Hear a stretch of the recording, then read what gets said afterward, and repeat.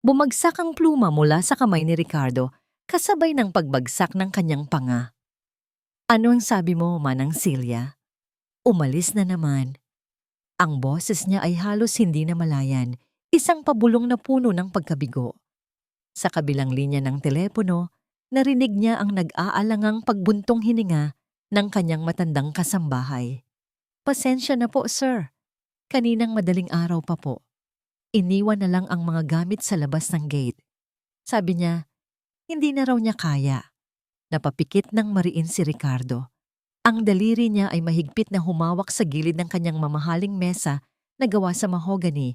Ang mga ugat sa kanyang braso ay nagsilabasan. Hindi kaya. Anong hindi niya kaya? Doble ang sahod na binibigay ko kumpara sa iba. Sir, hindi naman po sa pera yon. Mahinang sagot ni Manang Celia. Sabi niya po, mabigat daw po ang enerhiya sa bahay at yung katahimikan daw po ng mga bata. Nakakabaliw daw po, sir. Nakakatakot. Katahimikan.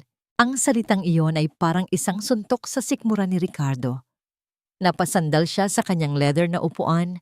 Ang paningin ay nawalan ng focus, nakatitig sa naglalakihang bintana ng kanyang opisina sa pinakatuktok ng gusali. Mula roon, tanaw niya ang buong syudad. Isang malawak na kaharian ng bakal at salamin na tila nasa ilalim ng kanyang mga paa. Ang hari ng isang imperyo, ngunit hindi magawang patahanin ang sariling mga anak. 17, bulong niya sa sarili. Iyon ang bilang. Ang babaeng umalis kaninang madaling araw ay ang 17 yaya na sinubukan nilang kunin sa loob lamang ng 6 na buwan. 17 tao na sumuko sa katahimikang bumabalot sa kanyang mansyon, sa katahimikang iniwan ng pagkamatay ng kanyang asawang si Isabela. Sir Ricardo, tawag ni Manang Celia mula sa kabilang linya. Ano po ang gagawin natin? Huminga ng malalim si Ricardo. Pilit na ibinabalik ang malamig na maskara ng isang CEO. May nakaschedule na interview mamayang hapon. Ikaw na ang bahala sa kanya pagdating. Pero sir, gawin mo na lang, Manang. Ibababa na sana niya ang telepono nang may maalala. At pakitapon na lang ang mga gamit ng babaeng yon. Ayokong makita ang anumang bakas niya pag uwi ko. Hindi na niya hinintay ang sagot. Pabalibag niyang ibinaba ang telepono. Ang biyahe pa uwi ay isang parusa. Ang marangyang interior ng kanyang European car ay parang kabaong. At ang malakas na buhos ng ulan sa labas ay tila nakikidalamhati sa kanyang kabiguan. Bawat patak na tumatama sa windshield ay parang isang paalala. Pagpasok ng sasakyan sa malawak na gate ng kanilang property, ang unang bumungad sa kanya ay ang mansyon. Malaki, magara, perpekto ang pagkagawa. Ngunit para kay Ricardo, hindi ito isang tahanan, isang mausoleo, isang magandang libingan na puno ng mga alaala, at ng isang katahimikang mas maingay pa sa pinakamalakas na sigaw. Pagbaba niya ng sasakyan, sinalubong siya ni Manang Celia na may dalang payong. Sir, nandito na po yung bagong aplikante. Nasa sala po naghihintay. Tumangulang si Ricardo at nagtuloy sa loob. Ang bawat hakbang niya sa makintab na sahig na gawa sa marmol ay lumilikha ng alingawngaw. Doon, sa gitna ng malawak na sala, nakaupo ang isang babae. Hindi siya mukhang yaya. Ang suot niyang damit ay simple ngunit malinis. Ang sapatos niya ay may kaunting gasgas na. Halatang marami nang nalakad. Ngunit ang mga mata niya, may kakaibang lungkot sa mga matang iyon. Isang lungkot na tila pamilyar kay Ricardo. Nang makita siya, mabilis itong tumayo. Good afternoon po, sir. Umupo si Ricardo sa silyang nasa tapat nito. Hindi inaalis ang kanyang matalim na tingin. Ana Clara de la Cruz. Basa niya sa resume na nasa ibabaw ng mesa. Hindi siya nag-abalang ngumiti. Wala kang karanasan sa pag-aalaga ng bata na may special needs. Napayo ko ng bahagya si Ana Clara. Wala po, sir. Pero, handa po akong matuto. Kailangan ko po ng trabaho. Lahat ng nag-a-apply dito, kailangan ng trabaho. Walang kabuhay-buhay na sabi ni Ricardo. Tinitigan niya ito ng diretso sa mata. Ang tanong, bakit sa tingin mo ay magtatagal ka rito kung saan 17 tao na ang sumuko? Nakita ni Ricardo ang paglunok ni Ana Clara. Nakita niya ang bahagyang panginginig ng mga kamay nito, ngunit nang magsalita ito, buo ang boses. Dahil hindi po ako natatakot sa katahimikan, sir. Isang sagot na hindi inaasahan ni Ricardo. Bago pa siya makapagsalita, may narinig silang mga yabag mula sa hagdanan. Dahan-dahan, sabay, pareho. Napalingon si Ricardo. Doon, sa paanan ng hagdanan, nakatayo ang kanyang kambal na anak. Si Miguel at si Gabriel, parehong 6 na taong gulang. Parehong may mga mata ng kanilang ina. At parehong parang mga manikang porselana na walang buhay. Ang mga mukha nila ay blangko. Ang mga mata nila ay walang emosyon. Hindi sila nagsasalita. Hindi sila tumatawa. Hindi sila umiiyak. Mula ng araw na yon, napatayo si Ana Clara. Ang mga mata niya ay nanlalaki habang nakatitig sa 2 bata. Hindi takot ang nakita ni Ricardo sa mukha niya. Awa. Isang malalim na awa.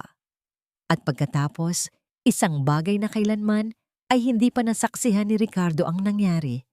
Si Miguel, ang laging mas matapang sa 2, ay dahan-dahang humakbang palapit kay Ana Clara. Bawat hakbang ay maingat, na para bang lumalakad siya patungo sa isang mailap na hayop. Sa likod niya si Gabriel ay nakakapit sa kanyang damit, nagtatago. Tumigil si Miguel sa mismong tapat ni Ana Clara. Dahan-dahan niyang itinaas ang kanyang maliit na kamay. Ang buong mundo ay tila huminto para kay Ricardo. Narinig niya ang sarili niyang paghinga. Ang maliliit na daliri ni Miguel ay marahang dumampi sa pisngi ni Ana Clara. At sa sandaling iyon, ang maskara ng bata ay nabasag. Ang mga mata nitong laging blangko ay biglang napuno ng luha. Ang bibig nitong laging nakatikom ay bumuka at isang tunog ang lumabas, hindi isang salita. Isang iyak. Isang iyak na matagal na kinimkim. Isang iyak na puno ng sakit, ng pangungulila, ng isang bagay na hindi maintindihan ni Ricardo. Kasunod nito, humagulgol na rin si Gabriel. Si Ana Clara ay nanatiling hindi gumagalaw. Ang sarili niyang mga luha ay nagsimula nang mamuo sa kanyang mga mata habang hinahaplos ng bata ang kanyang mukha. Nakatayo si Ricardo, parang napako sa kanyang kinatatayuan. Ang puso niya ay dumadagundong sa kanyang dibdib. Sa loob ng 6 na buwan, ngayon lang niya ulit narinig ang tunog ng pag-iyak sa loob ng bahay na ito. Ngayon lang niya ulit nakitang nagpakita ng anumang emosyon ang kanyang mga anak. Ang paningin niya ay napako kay Ana Clara, ang babaeng estranghero na may malulungkot na mga mata. Ang babaeng nagdulot ng isang himala o isang kababalaghan sa loob lamang ng ilang minuto. Isang halo ng pagkamangha, pagkalito, at takot ang gumapang sa kanyang sistema. Bumaling siya sa babae. Ang boses niya ay isang nanginginig na pabulong na puno ng hindi makapaniwalang pagtataka. Anong ginawa mo sa kanila? 1 linggo na ang nakalipas mula nang unang tumapak si Ana Clara sa mansyon ng mga Villena, pero pakiramdam niya ay 1 taon na siyang nakakulong sa loob nito. Ang bahay ay parang isang magandang hawla. Bawat sulok ay kumikinang sa yaman. Mga naglalakihang painting, mga antigong florera, mga muebles na halatang galing pa sa ibang bansa. Ngunit ang kinang na yon ay malamig, walang init, walang buhay, parang isang museo kung saan bawal mag-ingay. At si Sir Ricardo, ang amo niya, ay ang perpektong tagabantay ng museong iyon. Palagi itong seryoso, laging may distansya. Ang mga utos niya ay malinaw at direkta, na para bang kausap niya ay isang empleyado sa kanyang kumpanya, hindi isang taong nag-aalaga sa kanyang mga anak. Pakainin mo sila sa tamang oras. Siguraduhin mong nakainom na sila ng kanilang bitamina. Huwag mong hahayaang madumihan ang kanilang damit. Wala ni isang, "Kumusta ka na?" o "Salamat." Ngunit para kay Ana Clara, Hindi na mahalaga iyon. Ang tanging mahalaga sa kanya ay sina Miguel at Gabriel. Mula ng araw na yon sa sala, may isang hindi maipaliwanag na koneksyon na nabuo sa pagitan nilang tatlo. Hindi pa rin nagsasalita ang kambal, ngunit ang kanilang katahimikan ngayon ay iba na. Hindi na ito blangko. Ang mga mata nila ay sumusunod na sa bawat galaw niya. Minsan, kapag nagbabasa siya ng libro para sa kanila, mararamdaman niyang isinandal ni Gabriel ang ulo nito sa kanyang braso. O kapag naglalaro sila sa hardin, hahawakan ni Miguel ang kanyang kamay nang walang dahilan. Mga maliliit na bagay, ngunit para kay Ana Clara, ang mga ito ay parang milagro. Isang hapon, habang nililinis niya ang silid tulugan ng kambal, isang bagay ang pumukaw sa kanyang pansin. Sa ilalim ng kama ni Miguel, may isang kahon ng krayola at isang bunton ng mga papel. Kinuha niya ito. Isa-isa niyang tiningnan ng mga drawing. Napakunot ang kanyang noo. Halos lahat ng mga drawing ay magkakapareho. Isang malaking bahay. Sa loob ng bahay, may 3 figura, isang malaki at 2 maliit. Ngunit ang nakapagpakilabot sa kanya ay ang isang malaking-malaking anino na may mga matang pula na tila nakabantay sa ibabaw ng bahay, handang sakmalin ang lahat.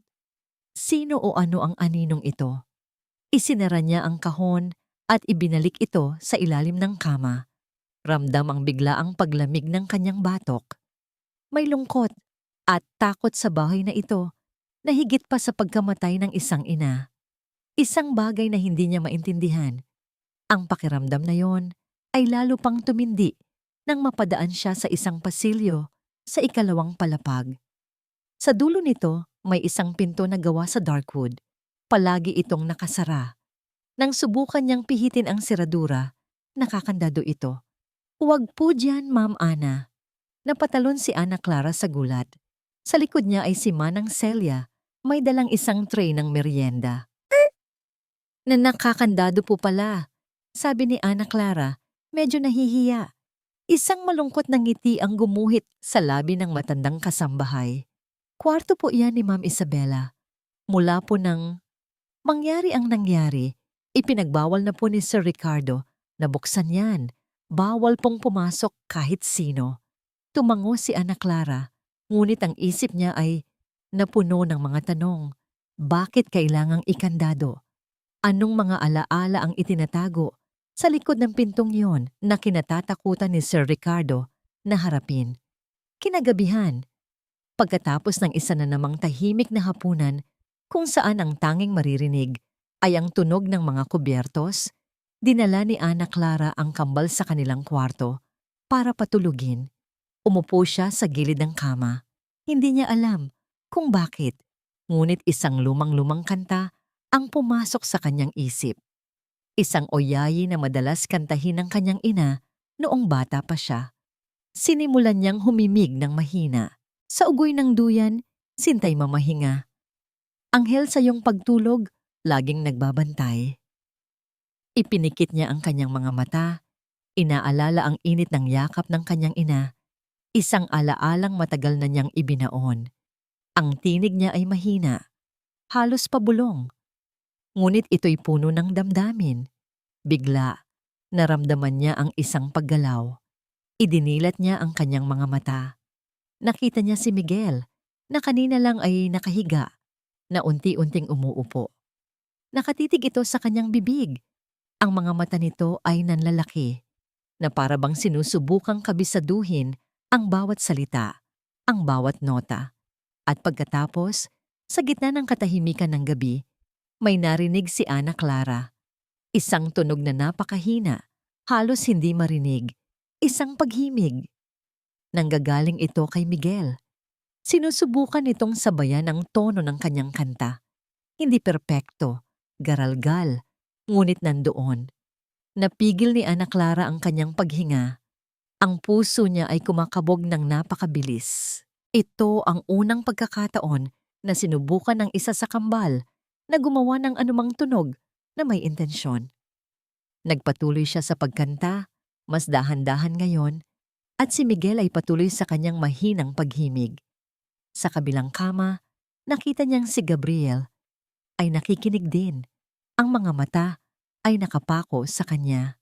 Nang matapos ang kanta, isang ngiti ang sumilay sa mga labi ni Ana Clara.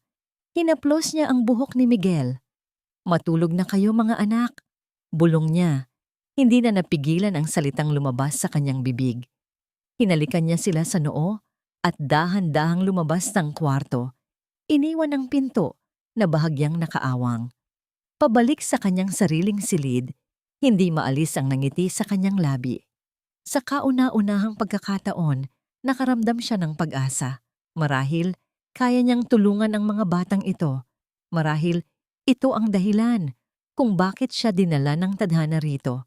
Nang hating gabi na, isang ingay mula sa labas ang gumising sa kanya. Hindi siya sigurado kung ano yon. Panaginip lang ba? Tumayo siya at lumabas ng kanyang kwarto. Ang buong bahay ay tahimik. Naglakad siya palapit sa silid ng kambal. Idinikit niya ang kanyang tainga sa pintuan. Sa una, wala siyang marinig.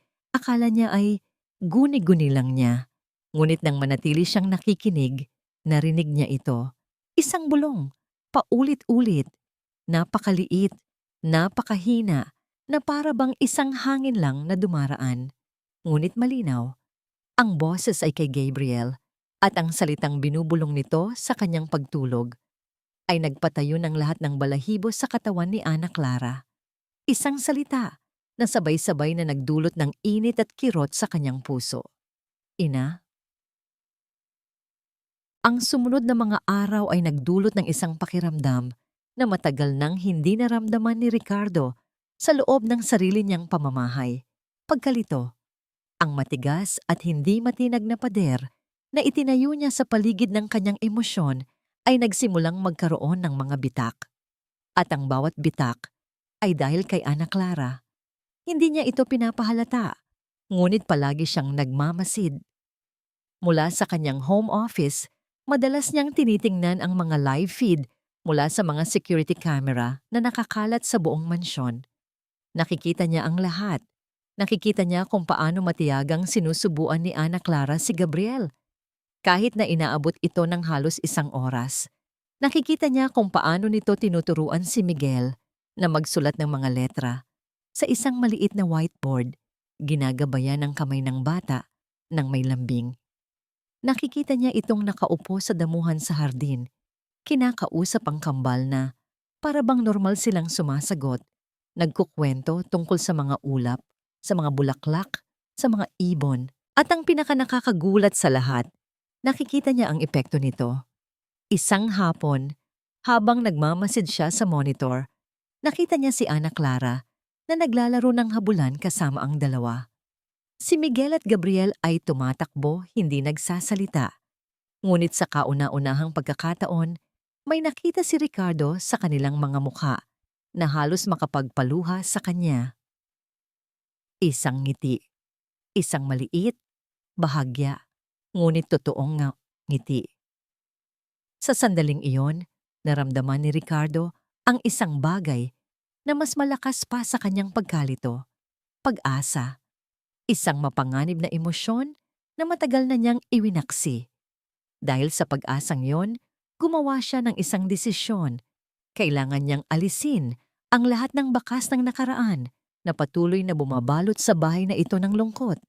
Kailangan niyang simulan sa mga bagay ni Isabela. "Manang Celia," tawag niya sa intercom. "Sabihan mo si Ana Clara, gusto kong ipa-clear out ang lumang bodega sa likod. Ang lahat ng gamit doon, ihanda para ipamigay." Iyon ang bodega, kung saan nakatambak ang lahat ng gamit ni Isabela na hindi niya kayang itapon noon, mga damit, mga libro, at mga kahon ng mga gamit ng kambal noong mga sanggol pa sila. Kinahapunan, habang pauwi si Ricardo, nakita niya si Ana Clara sa labas ng bodega, pinupunasan ng pawis sa kanyang noo. Sa tabi niya ay may ilang malalaking kahon na nakabukas. Lumapit si Ricardo. "Kumusta? Marami pa ba?" Tanong niya. Sinisikap na panatilihing formal ang kanyang tono. "Okay lang po, sir. Patapos na rin po," sagot ni Ana Clara. Medyo nagulat sa biglaang pagsulpot niya. May mga gamit po dito ng mga bata. Noong baby pa sila. Baka gusto niyo pong tingnan muna bago ko isama sa ipamimigay. Tumingin si Ricardo sa loob ng isang kahon. Nakita niya ang maliliit na damit, mga bote ng gatas, mga laruan. Bawat isang bagay ay parang isang sundot sa kanyang puso. Isang paalala ng masayang pamilyang minsan ay binuo nila. Itapon mo na lahat yan. Mabilis niyang sabi. Tumatalikod na sana. Sir, teka po! Ang pagtawag ni Ana Clara ay may kasamang urgensya. Napalingon si Ricardo. Nakita niya itong nakaluhod sa tabi ng isang maliit na kahon na gawa sa kahoy. Ang takip nito ay nakabukas. Ang mukha ni Ana Clara ay maputla. Ang mga mata niya ay nanlalaki. Ano yan? Tanong ni Ricardo. Lumalapit. Hindi sumagot si Ana Clara. Dahan-dahan, itinaas niya ang kanyang nanginginig na kamay. Sa palad niya, may isang bagay na kumikinang sa ilalim ng papalubog na araw. Isang maliit na hospital bracelet. Gawa sa puting plastik, medyo naninilaw na dahil sa katagalan. May nakasulat dito, gamit ang asul na tinta. Baby Boy Villena. At sa ilalim niyon, isa pang pangalan. Ang apelyido ng ina. Napakunot ang noo ni Ricardo. Iyan ang bracelet ni Miguel mula sa ospital. Bakit? Umiling si Ana Clara. Ang mga luha ay nagsisimulang mamuo sa gilid ng kanyang mga mata. Itinuro niya ang isa pang bracelet na nasa loob ng kahon. Kinuha ito ni Ricardo. Baby Boy Villena. Ito ang kay Gabriel, sabi ni Ricardo. Ano ang problema? Hindi po, sir. Pabulong na sabi ni Ana Clara. Tingnan niyo po yung isa. Yung pangalan po sa ilalim. Muling tiningnan ni Ricardo ang unang bracelet na hawak ni Ana Clara. Binasa niya ang apelyido ng ina na nakasulat sa ilalim ng pangalan ng bata. Sa sobrang liit, kailangan pa niyang ilapit ito sa kanyang mukha. At doon, nakita niya ito. Hindi Villena, hindi apelyido ni Isabela. Ang nakasulat ay isang pangalan na kanina lang ay binasa niya sa resume ng babaeng nasa harap niya. De la Cruz. Nabitawan ni Ricardo ang bracelet na hawak niya. Tumingin siya mula sa maliit na piraso ng plastik patungo sa umiiyak na mukha ni Ana Clara. Ang hangin ay tila nawala sa kanyang mga baga. Ang utak niya ay tumangging iproseso ang impormasyong nakikita ng kanyang mga mata. Imposible, sabi niya. Ang boses ay halos hindi marinig. Nagkakamali ka lang. Isang pagkakamali sa ospital. Ngunit habang tinititigan niya ang mga mata ni Ana Clara, mga matang puno ng sakit, pagkalito, at isang nakakatakot na pag-asa, alam niyang hindi ito isang simpleng pagkakamali. Tumayo si Ana Clara. Hawak pa rin ang bracelet na parang isang banal na relikya. Humarap siya kay Ricardo. Ang luha ay tuluyan ng bumuhos sa kanyang mga pisngi. Ang boses niya ay basag at nanginginig, puno ng isang tanong na babago sa kanilang mga buhay magpakailanman. Sir Ricardo, sabi niya, bakit apelyido ko ang nakasulat sa bracelet na to? Isang pagkakamali. Yan lang yon. Paulit-ulit na sinabi iyon ni Ricardo ng gabing iyon. Ngunit ang mga salita niya ay walang bigat. Parang mga tuyong dahon na tinatangay ng hangin. Para kay Ana Clara, ang maliit na bracelet na yon ay parang isang susi na nagbukas ng isang pintong matagal na niyang ikinadena sa pinakamadilim na sulok ng kanyang isipan. Kinabukasan, pagkatapos ng isang gabing halos hindi siya nakatulog, hinarap niya ulit si Ricardo. Sir, kailangan po nating malaman ang totoo. Pakiusap niya habang nag-aalmusal ang lalaki. Itinukod ni Ricardo ang kanyang tasa ng kape nang may puwersa. Lumikha ng isang matinis na tunog sa katahimikan ng dining hall. Walang katotohanang kailangang malaman. Ana Clara? Isang clerical error. Maraming De La Cruz sa Pilipinas. Nagkataon lang. Pero sir, tapos na ang usapan. Putol niya. Ang boses ay malamig at pinal. Gawin mo ang trabaho mo. Alagaan mo ang mga anak ko. Anak ko. Ang mga salitang iyon ay parang isang sampal kay Ana Clara. Napayuko siya at tumalikod, dala ang bigat ng pagkabigo. Ngunit sa loob niya, isang apoy ang nagsimulang mag-alab. Hindi ito pagkakataon lang. Nararamdaman niya. Sa kaibuturan ng kanyang kaluluwa, nararamdaman niyang may mali. Ang buong araw ay lumipas na parang isang panaginip. Habang pinapakain niya sina Miguel at Gabriel, hindi niya maiwasang titigan ang kanilang mga mukha. Ang hugis ng kanilang mga mata, ang kurba ng kanilang mga ilong. Mayroon ba siyang nakikitang kahit anong bahid ng sarili niya sa kanila? O niloloko lang niya ang kanyang sarili? Nang gabing iyon, hindi na niya natiis. Kinuha niya ang kanyang cellphone at tinawagan ang kanyang tiya Loida sa probinsya, ang tanging kamag-anak na natitira sa kanya. "Tiya, ako po ito, si Ana," sabi niya. Pinipilit na maging kalmado ang kanyang boses. "Ana, anak, kumusta ka na dyan sa Maynila? Maayos ba ang bago mong trabaho?" "Maayos po, tiya. May ipapakiusap lang po sana ako." Huminga siya ng malalim. "Natatandaan niyo po ba yung mga gamit ko na iniwan ko dyan sa inyo? Yung nasa lumang baul sa bodega?" "Oo naman. Anong kailangan mo doon?" "Sa loob po noon, may isang maliit na sobre. Nandoon po yung mga papeles ng kambal ko." Ang pagsabi ng mga salitang kambal ko ay parang isang tinik sa kanyang lalamunan. 6 na taon na ang lumipas, pero sariwa pa rin ang sakit. "Ana, sigurado ka ba? Baka mabuksan mo lang ulit ang sugat. Kailangan ko pong makita, tiya. Pakiusap po. Pwede niyo po bang picturean at isend sa akin? Lalo na po yung birth certificate." Pumayag din ang kanyang tiyahin, kahit halatang nag-aalala. Habang naghihintay, naglakad-lakad si Ana Clara sa kanyang maliit na kwarto. Ang puso niya ay parang nakikipagkarera. Bumalik sa kanyang isipan ang araw na yon sa ospital. Isang maliit, pampublikong ospital. Ang gulo, ang ingay, ang sakit ng panganganak. Ang saya nang marinig niya ang iyak ng 2 sanggol. Pagkatapos, ang lagnat, ang pagkawala niya ng malay. Pagmulat niya, ang balita ay parang isang kidlat na tumama sa kanya. "Condolence po, ma'am. Mahina po ang mga puso nila. Hindi po kinaya." Wala siyang nakita, wala siyang nahawakan. Isang kahon lang na selyado ang ibinigay sa kanila. Iyon daw ang kanyang mga anghel. Ang buong mundo niya ay gumuho. Beep! Isang tunog mula sa kanyang cellphone ang pumutol sa kanyang masakit na pagbabalik-tanaw. Isang mensahe mula sa kanyang tiya Loida. May kalakip na mga litrato. Nanginginig ang mga kamay niya habang binubuksan ang unang litrato. Isang kopya ng birth certificate.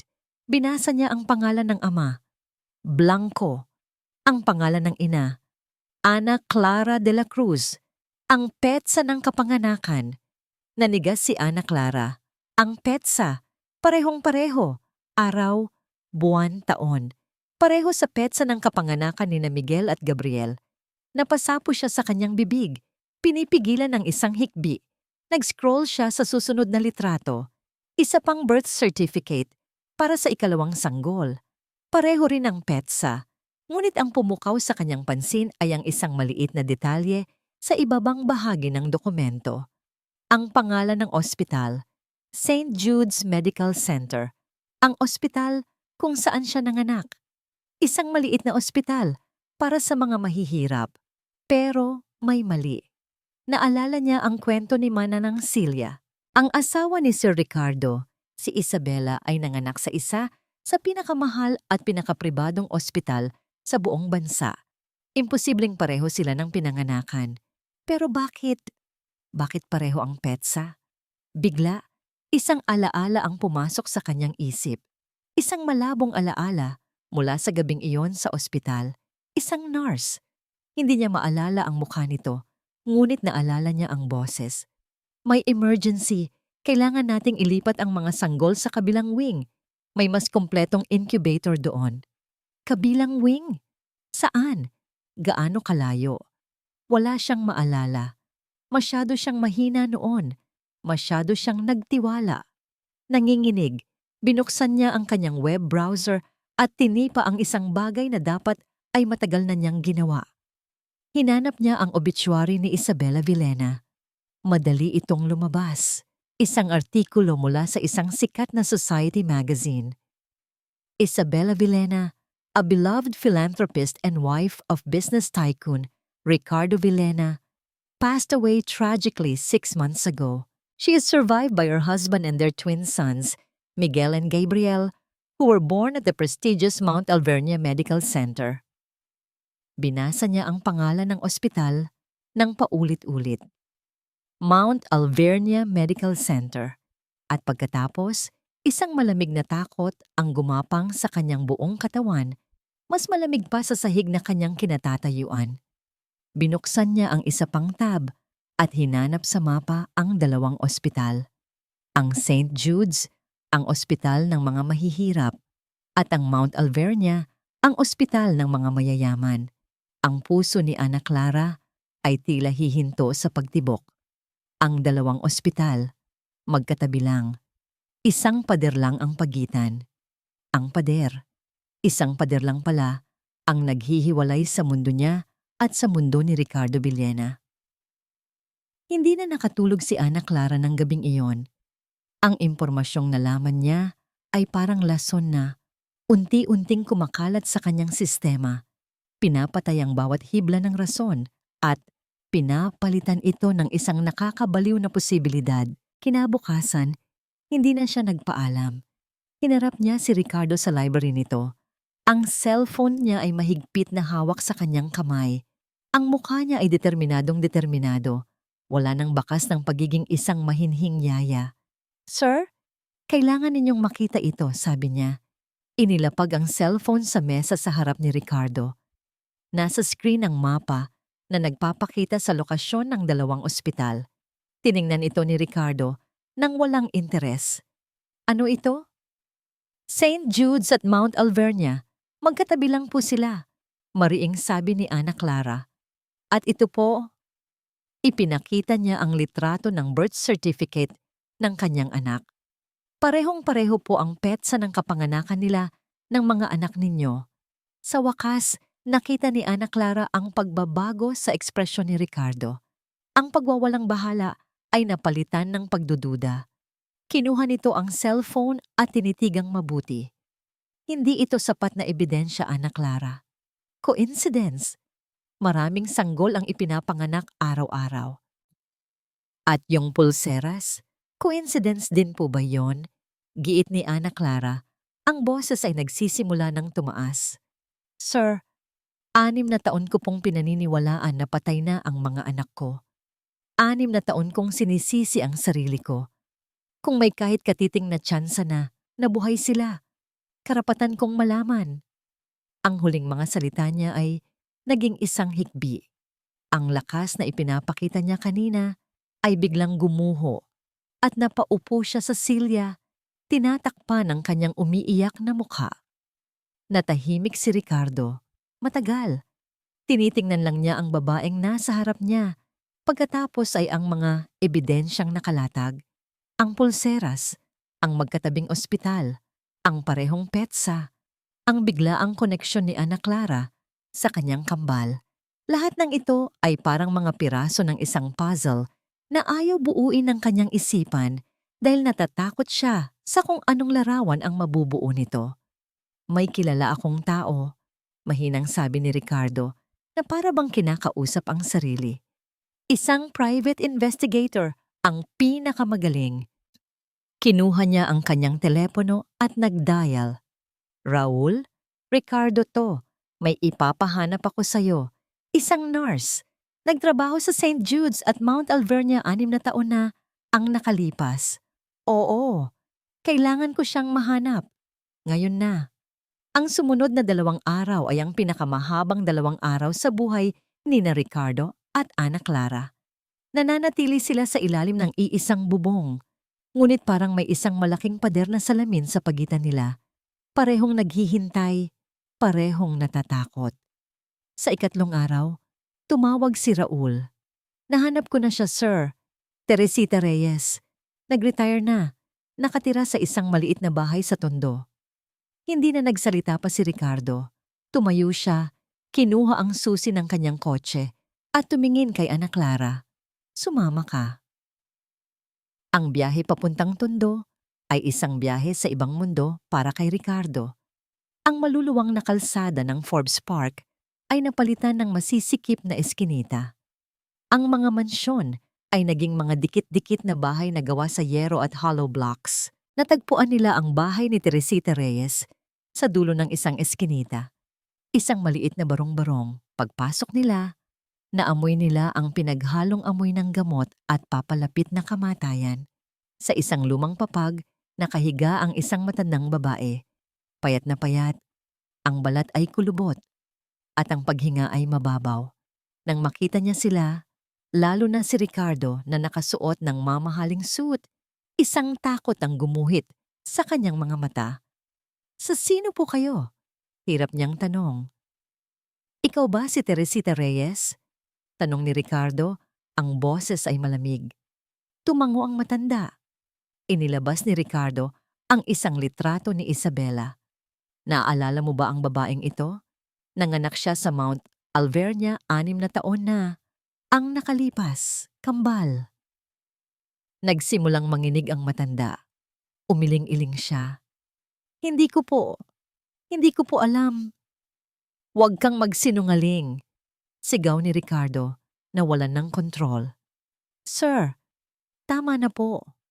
Awat ni Ana Clara. Hinawakan ang braso ni Ricardo.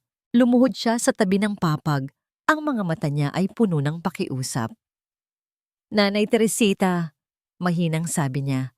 Ako po yung ina na nanganak din ng gabing iyon. Sa St. Jude's, kambal din po.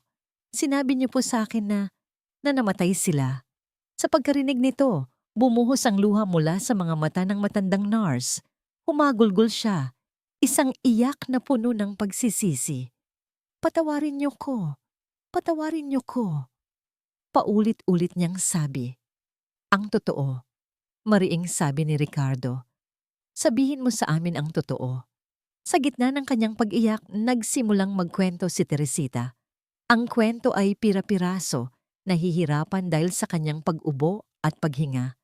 Isang gabi ng kaguluhan, isang malakas na bagyo. Brownout sa St. Jude's. Ang mga incubator ng mga sanggol ay nawalan ng kuryente. Namatay ang anak na lalaki ni Isabela Villena, pagkapanganak dahil sa komplikasyon. Isang sanggol lang ang nabuhay, ngunit kailangan ng pamilya ng 2 tagapagmana. Sinabihan nila ako. Iyak ni Teresita.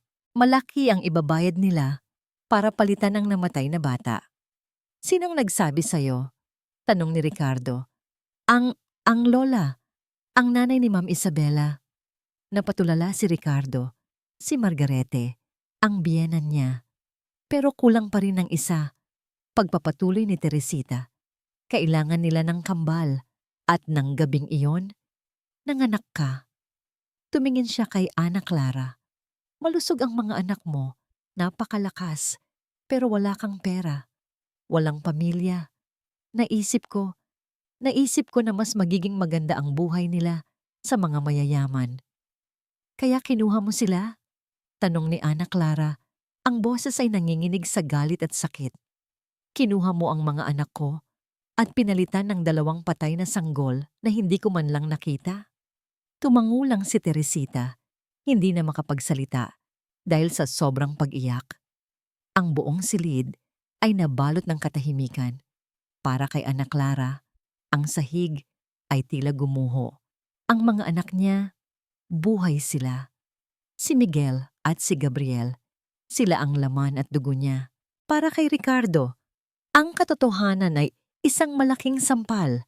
Hindi lang namatay ang anak niya, Tantia. Ang buong 6 na taon ng pagiging ama niya sa kambal ay isang kasinungalingan na binuo ng sarili niyang biyenan. Walang nagsalita sa kanilang biyahe pabalik. Ang marangyang sasakyan ay naging isang silid ng pagluluksa para sa 2 taong sabay na nalaman ang katotohanan at sabay na nawalan. Nang huminto ang sasakyan sa harap ng mansyon, bago pa sila makababa, isang itim na Mercedes-Benz ang huminto sa kanilang likuran. Bumukas ang pinto nito. Lumabas ang isang babaeng may edad na, nakasuot ng eleganteng bestida, ang buhok ay perpektong nakaayos, at ang muka ay malamig na parang yelo. Si Margarete. Naglakad ito palapit sa kanila. Ang mga mata ay matalim na nakatitig kay Ana Clara na nasa loob ng kotse. "Ricardo," sabi nito. Ang boses ay puno ng awtoridad. Hindi man lang tinitingnan ng manugang. "Nabalitaan kong nagpapasok ka ng kung sino-sinong tao sa pamamahay mo. Nandito ako para makilala siya." Ang pagdating ni Margarete ay parang isang malamig na hangin na biglaang pumasok at pinatay ang anumang natitirang init sa loob ng mansyon. Para kay Ana Clara, ang titig ng matandang babae ay mas masakit pa sa isang sampal. Iyon ang mga mata ng taong nag-utos na nakawin ang kanyang buhay. "So ito pala," sabi ni Margarete. Tinitingnan si Ana Clara mula ulo hanggang paa na may halong pandidiri. "Ang bagong yaya, anong pinakain mo sa manugang ko at mukhang nahuhumaling sayo?" Bago pa makasagot si Ana Clara, humakbang si Ricardo sa pagitan nila. "Mama," sabi niya, ang boses ay mabadikay mababa at puno ng babala. Hindi ito ang oras. Isang sarkastikong tawa ang kumawala sa mga labi ni Margarete. "Hindi oras? Ricardo, 6 na buwan nang patay ang anak ko at nagpapasok ka na ng babae sa pamamahay niya? Sa tingin mo, ano ang sasabihin ng mga tao?" "Wala akong pakialam sa sasabihin ng mga tao." Ang boses ni Ricardo ay biglang tumaas, isang bagay na hindi pa naririnig ni Ana Clara.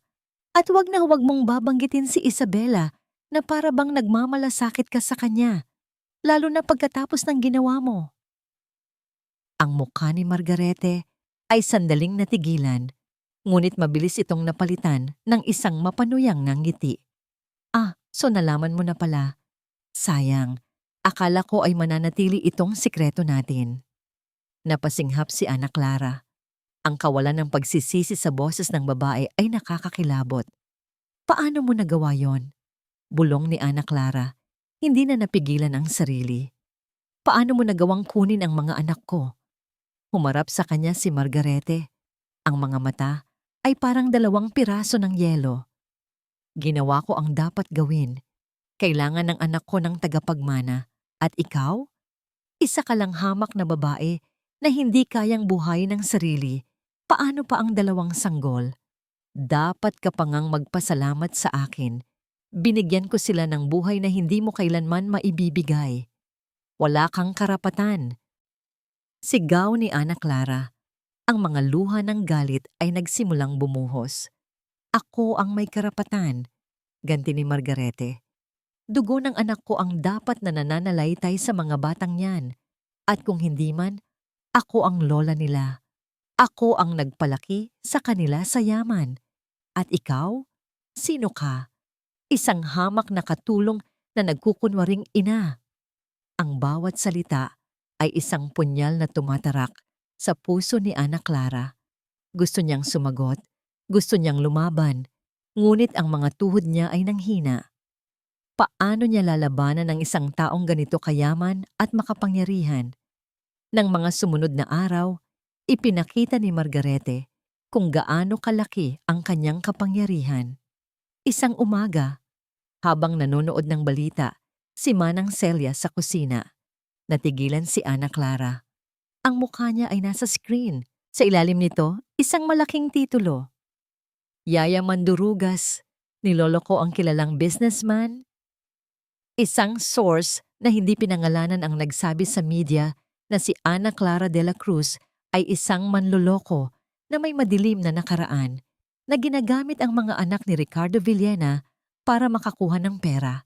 Ipinakita pa ang mga litrato niya habang papasok sa mansyon na pinalabas na para siyang isang oportunista. Halos masuka si Ana Clara. Ang kanyang pangalan, ang kanyang pagkatao ay dinudungisan sa harap ng buong bansa. Kasabay nito, isang opisyal na sulat ang dumating mula sa korte. Isang petisyon mula kay Doña Margarete Elizalde para sa full custody ng kanyang mga apo, sina Miguel at Gabriel Villena. Lalabanan natin to, sabi ni Ricardo. Ang panga ay naninigas habang binabasa ang dokumento. Ngunit alam ni Ana Clara na hindi ito magiging madali. Sa korte ng opinyon ng publiko, talo na siya. At sa totoong korte, paano siya mananalo laban sa isang pamilyang kayang bilhin ang lahat, pati na ang hustisya? Isang hapon, habang nag-aalala siya sa kanyang kwarto, isang tawag ang natanggap niya. Isang hindi rehistradong numero. Ana? Nanigas ang buong katawan ni Ana Clara. Ang boses na yon, isang boses mula sa nakaraan na pilit na niyang kinakalimutan. Marco? Ako nga, sabi ng boses sa kabilang linya. May halong panunuya. Napanood kita sa TV. Sikat ka na pala. Nakadikit sa isang milyonaryo. Si Marco, ang lalaking ama ng kanyang mga anak. Ang lalaking nanakit at umabuso sa kanya. At pagkatapos ay iniwan siya noong nalaman nitong buntis siya. Anong kailangan mo? Nanginginig niyang tanong. Simple lang. Nalaman kong may laban pala sa korte. Kailangan mo ng tulong, di ba? Isang testigo, isang ama na magpapatunay na mabuti kang ina. Hindi kita kailangan. Sigurado ka? Dahil may iba pang nag-aalok sa akin. Isang matandang babae. Mayaman. Sabi niya, kung magtetestigo ako laban sa'yo, malaki ang ibibigay niya sa akin. Naramdaman ni Ana Clara na parang umiikot ang kanyang paligid. Ginagamit ni Margarete maging ang pinakamasakit na bahagi ng kanyang nakaraan para sirain siya. Hayop ka, iyak niya sa telepono. Mag-isip ka, Ana. Hintayin ko ang tawag mo. At ibinaba nito ang telepono. Nang gabing iyon, sa gitna ng kadiliman ng sala, nakita ni Ricardo si Ana Clara na nakaupo sa sahig, yakap-yakap ang kanyang mga tuhod, tahimik na umiiyak. Umupo si Ricardo sa tabi niya, hindi nagsasalita. Sa loob ng ilang minuto, tanging ang mga hikbilang ni Ana Clara ang maririnig. Bakit ganito kasama ang mundo? Tanong ni Ana Clara sa kawalan. Ang gusto ko lang naman ay makasama ang mga anak ko. Tumingin si Ricardo sa kanya at sa unang pagkakataon, ang mga mata ng CEO ay nawala. Ang nakita ni Ana Clara ay ang mga mata ng isang taong nakakaunawa sa kanyang sakit. Dahil ang mundo ay pinapatakbo ng mga taong tulad ni Margarete. Mahinang sagot ni Ricardo. Mga taong naniniwala na ang kapangyarihan at pera ang nagbibigay sa kanila ng karapatang gawin ang lahat. Paano? Paano tayo lalaban? Hindi ko pa alam, pag-amin ni Ricardo. Pero hahanap tayo ng paraan. Sa gitna ng kanilang kawalan ng pag-asa, isang tawag ang natanggap ni Ricardo mula sa kanyang abogado. Ricardo, may problema. Malaking problema. Sabi ng abogado. Ang boses ay seryoso. Nag-file si Margarete ng isang urgent motion at may inilabas siyang alas na hindi natin inaasahan. Anong alas? Tanong ni Ricardo. Kinakabahan. Narinig niya ang pagbuntong hininga ng abogado sa kabilang linya. Hindi lang sina Miguel at Gabriel ang hinihiling niyang makuha. May isa pa siyang anak na gustong bawiin. Napakunot ang noo ni Ricardo. Anong sinasabi mo? Ricardo. Nagsumite siya ng isang bagay na nakakagulat. Isang witness affidavit mula sa dating partner ni Ana Clara. At ayon sa affidavit, si Ana Clara raw ay hindi lang nagsinungaling tungkol kina Miguel at Gabriel. Huminto ang abogado na tila naghahanap ng tamang salita. Ayon kay Margarete, hindi raw totoong ina si Ana Clara kahit sa batang kasama niya ngayon. Ipinapa-DNA test niya si Beatrice. Ang mga salita ng abogado ay parang isang bombang sumabog sa gitna ng nag-aapoy ng gusali. Para kay Ricardo, iyon ay isang atake mula sa isang direksyong hindi niya inaasahan. Ngunit para kay Ana Clara, na narinig ang usapan, iyon ay isang insulto na higit pa sa lahat ng paninirang ginawa sa kanya. Si Beatrice, ang kanyang Beatriz. Imposible! Sigaw ni Ana Clara. Inaagaw ang telepono mula kay Ricardo. Sir, hindi po totoo yan. Anak ko po si Beatriz. Ako po ang nagluwal sa kanya. Ngunit kahit habang sinasabi niya iyon, isang malamig na takot ang gumapang sa kanyang likuran. Bigla niyang naalala ang mga salita ni Marco sa telepono. May iba pang nag-aalok sa akin. Ipinagkanulo siya ng ama ng kanyang anak. Ana, huminahon ka, sabi ni Ricardo. Kinukuha pabalik ang telepono. Frank, sigurado ka ba dyan? Nasa harap ko ang mosyon, Ricardo, sagot ng abogado. At pumayag ang korte, magkakaroon ng court-mandated DNA test. Kung mapatunayan nilang hindi anak ni Ana Clara si Beatriz, gagamitin nila ito para patunayan na unfit mother siya. Mawawala sa kanya ang lahat. Nabitawan ni Ricardo ang telepono. Tumingin siya kay Ana Clara na ngayon ay nakasandal sa pader. Ang mukha ay blangko sa sobrang pagkabigla. Ang isang laban na tungkol kina Miguel at Gabriel ay biglang naging isang laban para sa lahat ng tatlong bata. Ang araw ng DNA testing ay parang isang prosesyon patungo sa bitayan. Sa isang pribadong klinika, sa ilalim ng mapanuring mata ng mga kinatawan ng korte, kinuhaan ng sample si Ana Clara at si Beatriz. Si Beatriz, na walang kamalay-malay, ay umiiyak lang. Hindi maintindihan kung bakit tinutusok ng karayom ang kanyang ina. Mama, masakit po ba? Tanong ng bata. Ang mga mata ay puno ng pag-aalala. Niyakap ni Ana Clara ang anak. Hindi anak, hindi masakit. Para itong kagat lang ng langgam. Ngunit sa loob niya, ang sakit ay hindi maipaliwanag. Ang mismong pagdududa sa kanyang pagiging ina ay isang sugat na hindi na kailanman maghihilom. Ang paghihintay sa resulta ay isang torture. Isang linggong walang tulog, walang ganang kumain. Bawat tunog ng telepono ay nagpapatayo ng kanyang balahibo.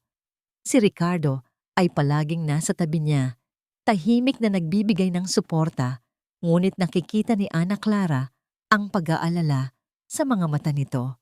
Alam nilang pareho, ito na ang huling baraha. Kung matalo sila dito, tapos na ang laban. Dumating ang araw ng paglabas ng resulta. Sa opisina ng abogado ni Ricardo, nakaupo silang dalawa, kaharap si Attorney Frank na may hawak na isang selyadong brown envelope. Handa na ba kayo? Tanong ng abogado. Ang mukha ay seryoso. Tumango si Ana Clara. Kahit ang totoo ay gusto niyang tumakbo, hinawakan ni Ricardo ang kanyang kamay sa ilalim ng mesa. Isang maliit na kilos na nagbigay sa kanya ng kaunting lakas. Binuksan ng abogado ang sobre. Kinuha ang isang piraso ng papel. Ang katahimikan sa loob ng opisina ay nakakabingi.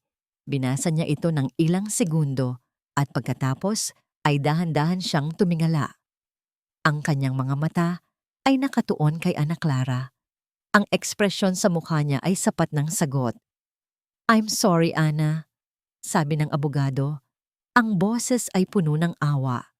Negative. 0% probability. Hindi mo siya anak. Ang mga salitang yon ay hindi agad pumasok sa isip ni Ana Clara. Inabot ng ilang segundo bago niya naintindihan. At nang maintindihan niya, ang mundo niya ay gumuho. Hindi. Higit pa roon. Ang mundo niya ay sumabog at naging abo. Hindi totoo yan. Bulong niya, umiiling-iling. Nagkamali sila. Bayad sila ni Margarete. Hindi totoo yan. Ana. Hindi. Sigaw niya na patayo. Anak ko siya. Naramdaman ko siyang lumaki sa sinapupunan ko. Ako ang nanganak sa kanya. Hindi yan totoo. Nagsimula siyang magwala. Hinahablot ang papel mula sa abogado. Niyakap siya ni Ricardo. Pilit na pinapakalma. Ngunit ang sakit ni Ana Clara ay masyadong malaki. Masyadong primal. Ito ang iyak ng isang inang ninakawan hindi lang ng anak, kundi ng kanyang buong pagkatao. Ang resulta ng DNA test ay naging sandata ni Margarete. Sa isang emergency hearing, iprinisenta niya ito sa korte. Isang ina na hindi man lang alam na hindi niya tunay na anak ang kanyang inaalagaan. Isang ina na nagsinungaling. Isang ina na walang karapatan. Ang desisyon ng korte ay mabilis at brutal. Temporary custody ng 3 bata. Miguel, Gabriel at Beatrice ay iginawad kay Doña Margarete Elizalde habang dinidinig pa ang kaso. Nang hapong iyon, dumating sa mansyon ang mga social worker kasama ang mga abogado ni Margarete. Walang nagawa sina Ricardo at Ana Clara kundi ang manood.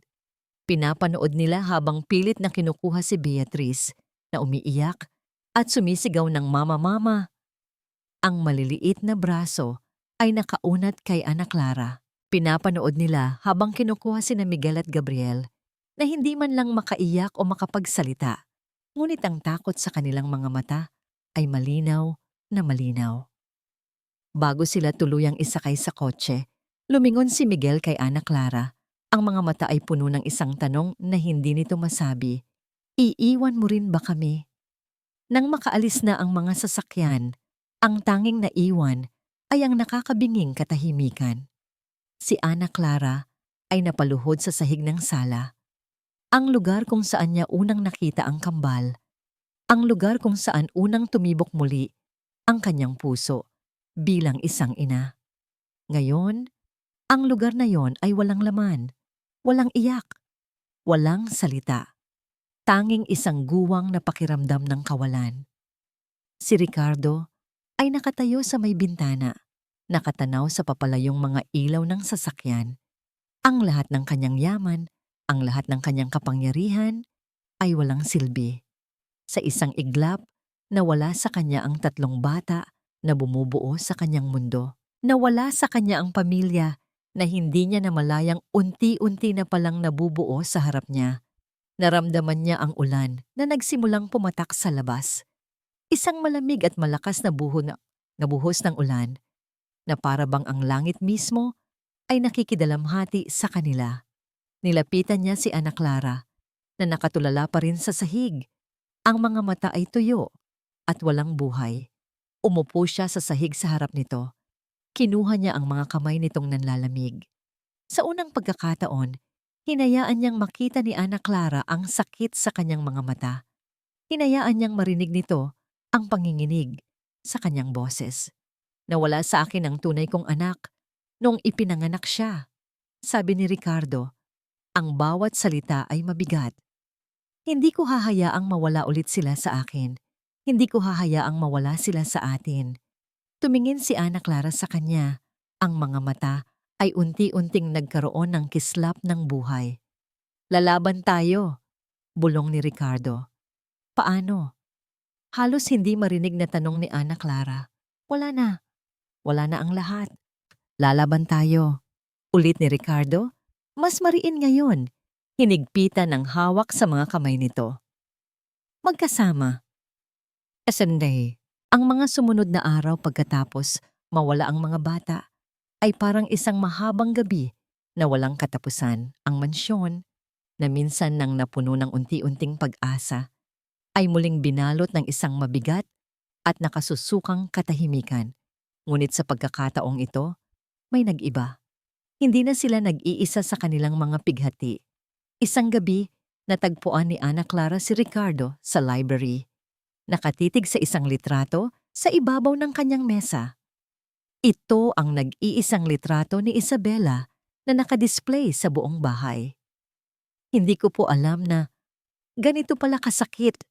Basag na bulong ni Ana Clara mula sa may pintuan. Tumingala si Ricardo. Ang mga mata niya ay pagod at namumugto, isang itsurang hindi pa nakikita ni Ana Clara sa makapangyarihang CEO. Iginewang niya ang kanyang kamay, isang imbitasyon para pumasok ito. Umupo ka, sabi niya. Umupo si Ana Clara sa silyang nasa tapat niya. Sa pagitan nila ay ang litrato ng isang magandang babae na may malungkot na ngiti. Lagi kong sinisisi ang sarili ko. Mahinang pag-amin ni Ricardo, ang tingin ay nakapako pa rin sa litrato. Sinisisi ko ang trabaho ko, ang kawalan ko ng oras. Naisip ko, Kung mas naroon lang sana ako para sa kanya, baka, baka hindi nangyari yon. Ang aksidente po? Tanong ni Ana Clara. Huminga ng malalim si Ricardo at pagkatapos ay binitawan ng isang katotohanang matagal na niyang itinatago. Hindi yun aksidente, Ana. Nagpakamatay si Isabela. Napasinghap si Ana Clara. Nagkaroon siya ng matinding postpartum depression. Pagpapatuloy ni Ricardo, ang boses ay garalgal. Pero hindi ko nakita. O baka, ayaw kong makita. Masyado akong naging abala sa pagpapakita sa mundo na perpekto ang pamilya ko, na perpekto ang asawa ko. Tinago ko ang katotohanan para protektahan ang pangalan namin, para protektahan ang alaala niya para sa mga bata. Tumingin siya kay Ana Clara at sa mga mata nito nakita niya hindi awa, kundi pag-unawa. Kaya pala, bulong ni Ana Clara. Kaya pala ganun na lang ang takot sa mga drawing ng mga bata. Ang malaking anino. Ako yon, sabi ni Ricardo. O baka ang lungkot na bumalot sa bahay na to, ang sikreto ko. Hinawakan niya ang kamay ni Ana Clara na nasa ibabaw ng mesa.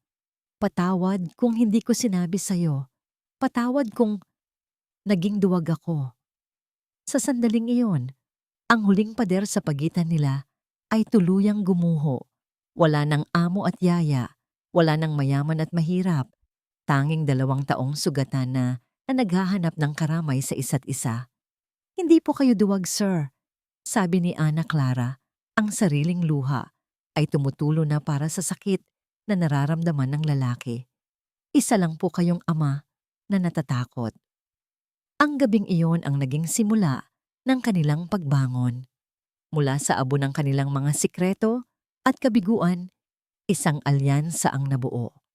Isang alyansang pinagtibay, hindi ng dugo, kundi ng iisang layunin, ang mabawi ang kanilang pamilya. Kinabukasan, ibang Ricardo ang humarap sa kanyang mga tauhan. Ibang Ana Clara ang sumagot sa telepono. Ang lungkot ay naging determinasyon. Ang takot ay naging tapang. Raul, sabi ni Ricardo sa kanyang private investigator, gusto kong halughugin mo ang buong buhay ni Marco Sandoval, ang ex ni Ana Clara.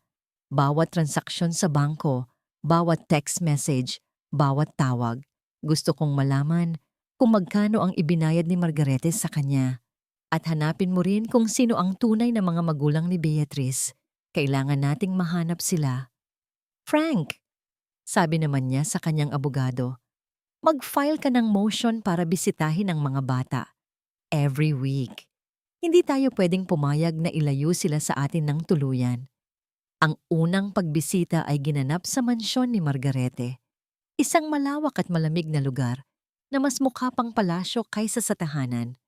Sinalubong sila ni Margarete na may mapang-asar ng ngiti. Tingnan niyo naman kung sino ang dumating. Ang magaling na ama at ang huwad na ina. Hindi nila pinansin ang pang-iinsulto. Ang mga mata nila ay nakatuon lamang sa 3 bata na nakatayo sa likuran ng kanilang lola. Si Beatrice ang unang tumakbo. Mama! Papa Ricardo! Sigaw niya, yumakap ng mahigpit kay Ana Clara. Sumunod naman sina Miguel at Gabriel. Hindi sila nagsalita, ngunit ang paraan ng pagkapit nila sa mga binti ni na Ricardo at Ana Clara ay nagsasabi ng lahat. Sa loob ng 1 oras na pinayagan sila, sinulit nila ang bawat segundo. Nagbasa sila ng libro, naglaro ng taguan sa malawak na hardin, at higit sa lahat, ipinaramdam nila sa mga bata na hindi sila iniwan. Babalikan namin kayo, okay? Bulong ni Ricardo sa kambal, habang yakap-yakap niya ang mga ito. Pangako yan ni Papa. Hinding-hindi kayo pababayaan ni Mama. Sabi naman ni Ana Clara kay Beatrice, hinahalikan ito sa noo. Nang paalis na sila, isang tawag ang natanggap ni Ricardo mula kay Raul. Sir, may nakuha na ako. Isang bank transfer, malaking halaga, mula sa isang offshore account na nakalink kay Margarete, papunta sa account ni Marco Sandoval. 1 linggo bago ang DNA test. Isang ngiti ang sumilay sa labi ni Ricardo. Good. Keep digging. May ebidensya na sila ng panunuhol, isang maliit na sinag ng liwanag sa gitna ng kadiliman. Ngunit pagdating nila sa mansyon ni Ricardo, isang hindi inaasahang bisita ang naghihintay sa kanila sa labas ng gate. Nakatayo roon si Marco, nakasandal sa isang bagong-bagong sports car, isang mayabang na ngiti ang nakapaskil sa kanyang mukha. Ana, mahal, bati niya, na para bang walang nangyari. Narinig ko kasing malapit na ulit ang hearing niyo. Naisip ko, baka kailangan mo ng isang importanteng testigo. Humarap siya kay Ricardo. At syempre si Ricardo, ang katapatan ng isang importanteng testigo ay may katumbas na presyo. Ang courtroom ay parang isang arena. Sa isang panig ay si Margarete Elizalde, napapaligiran ng isang batalyon ng mga mamahaling abogado. Ang mukha ay kampante at puno ng pagmamataas. Sa kabilang panig ay sina Ricardo at Ana Clara. Kasama si Attorney Frank, ang kanilang mga mukha ay seryoso ngunit determinado. Ang hangin ay mabigat sa tensyon. Bawat bulong, bawat pag-ubo ay umalingaw-ngaw sa loob ng maringal na silid hukuman. Ang unang isinalang ni Margarete ay ang kanyang alas, si Marco Sandoval.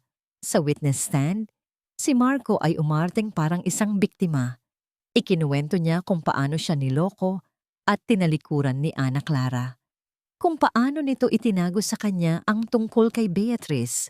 Kung paano ito isang pabayang ina, laging inuuna ang sarili. Liar! Hindi napigilang bulong ni Ana Clara. Pinigilan siya ni Ricardo, isang mahigpit na hawak sa kamay. Hayaan mo siya.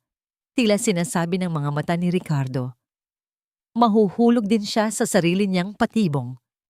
Nang si Attorney Frank na ang nagtanong, nagsimula ang totoong laban. Mr. Sandoval? Simula ni Frank, ang boses ay kalmado. Sinasabi ninyo na mahal ninyo ang inyong anak na si Beatrice? Sobra po, sagot ni Marco, umarteng madamdamin. Kaya po ako nandito, para siguraduhing mapupunta siya sa mas mabuting kamay. Kung gayon, maaari niyo bang sabihin sa hukumang ito kung ano ang paboritong pagkain ni Beatrice, o kung ano ang paborito niyang cartoon, o kung ano ang pangalan ng kanyang teddy bear na hindi niya maiwan-iwan kapag natutulog? Natahimik si Marco. Nag-isip. Spaghetti po? At Tom and Jerry? Isang maliit na ngiti ang lumabas sa labi ni Frank. Para sa kaalaman ng korte, paboritong pagkain ni Beatrice ang sinigang na hipon. Ang paborito niyang cartoon ay Bluey. At ang teddy bear niya ay nagngangalang Mr. Cuddles. Mga bagay na alam ng isang tunay na nagmamahal na magulang. Nagsimulang mamula ang mukha ni Marco. Ang mga tao sa loob ng courtroom ay nagsimulang magbulungan. Ngunit hindi pa tapos si Frank. Mr. Sandoval, noong nakaraang linggo, isang halaga na katumbas ng 5 milyong piso ang pumasok sa inyong bank account. Maaari niyo po bang sabihin sa amin kung saan ito nanggaling? Nanalo ako sa loto, palusot ni Marco. Talaga? Tanong ni Frank. Itinaas ang isang folder. Dahil ayon sa mga dokumentong hawak ko, ang perang yon ay galing sa isang transfer mula sa isang kumpanya sa Cayman Islands, isang kumpanyang pag-aari sa sorpresa ng lahat ni Mrs. Margarete Elizalde. Ang buong courtroom ay nagulat. Si Margarete ay napahawak ng mahigpit sa braso ng kanyang silya. Ang mukha ay namumutla. Objection, Your Honor, sigaw ng abogado ni Margarete. Overruled, sabi ng hukom. Ang tingin ay matalim na nakatuon kay Marco. Mr. Sandoval, I am reminding you that you are under oath. Ngunit ang pinakamalaking pasabog ay hindi pa dumarating. Isinalang ni Frank ang kanyang sariling testigo. Si Jing Teresita Reyes, ang matandang nurse, na nakaupo sa isang wheelchair at may kasamang medical assistant. Nanginig si Margarete sa kanyang kinauupuan. Sa mahina at nanginginig na boses, ikinuwento ni Teresita ang lahat. Ang bagyo, ang brownout, ang pagkamatay ng tunay na anak ni Isabela, At ang utos mula mismo kay Margarete na palitan ang mga bata. May pruweba ba kayo sa inyong mga akusasyon? Tanong ng abogado ni Margarete. Tumango si Teresita. Inilabas ng kanyang assistant ang isang lumang cellphone. Bago po ako pumayag, ni-record ko po ang usapan namin ni Mrs. Elizalde. Bilang seguridad ko lang po. Nang ipatugtog ang recording sa buong courtroom, ang boses ni Margarete ay umalingaw-ngaw, malinaw, at hindi maikakaila. Gawin mo na. Walang dapat makaalam. Palitan mo ang mga bata. Babayaran kita ng malaki. Siguraduhin mo lang na ang pamilya ko ay magkakaroon ng tagapagmana. Isang malakas na gasp ang narinig sa buong silid. Hindi na nakapagtimpi si Margarete. Tumayo siya, ang muka ay puno ng galit, at itinuro si Ricardo. Kasalanan mo ito. Kung hindi ka lang naging isang pabayang asawa, hindi sana magkakaganito ang anak ko. Hindi sana siya namatay. Oo, nagpabaya ako, sagot ni Ricardo. Tumatayo na rin para harapin ang biyenan. Ang boses niya ay hindi pa sigaw, ngunit puno ng bigat at sakit. Nagpabaya ako bilang isang asawa, at habang buhay kong pagsisisihan yon. Pero hindi ko hahayaang magpabaya rin ako bilang isang ama.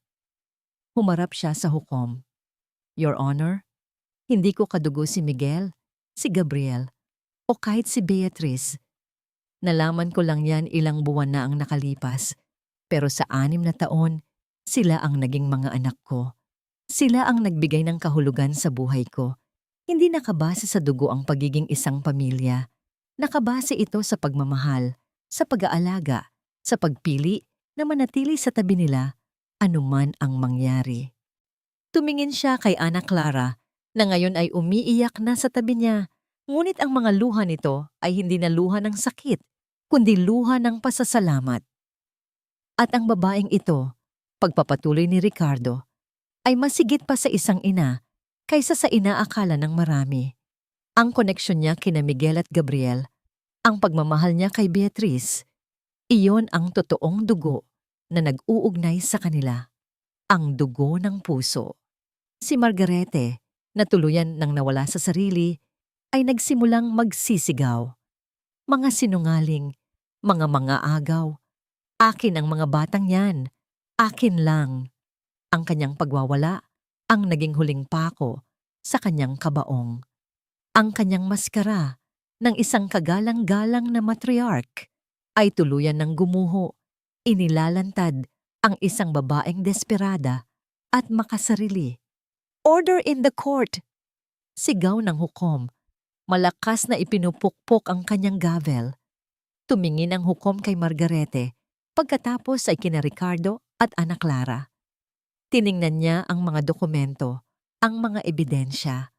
Huminga siya ng malalim. Ang buong courtroom ay naging tahimik na tahimik. Ang lahat ay naghihintay. Hinawakan ni Ricardo ang kamay ni Ana Clara. Pareho silang napapikit, nagdarasal. Ang kinabukasan ng kanilang pamilya ay nakasalalay sa mga susunod na salitang bibitawan ng hukom. Itinaas ng hukom ang kanyang gavel. Pukpok. Ang tunog ng gavel ng hukom ay parang isang kulog na yumanig sa buong courtroom, at pagkatapos nito, isang katahimikan ang nanaig. After careful consideration of all evidence presented, nagsimulang magsalita ang hukom. Ang kanyang boses ay matatag at pinal.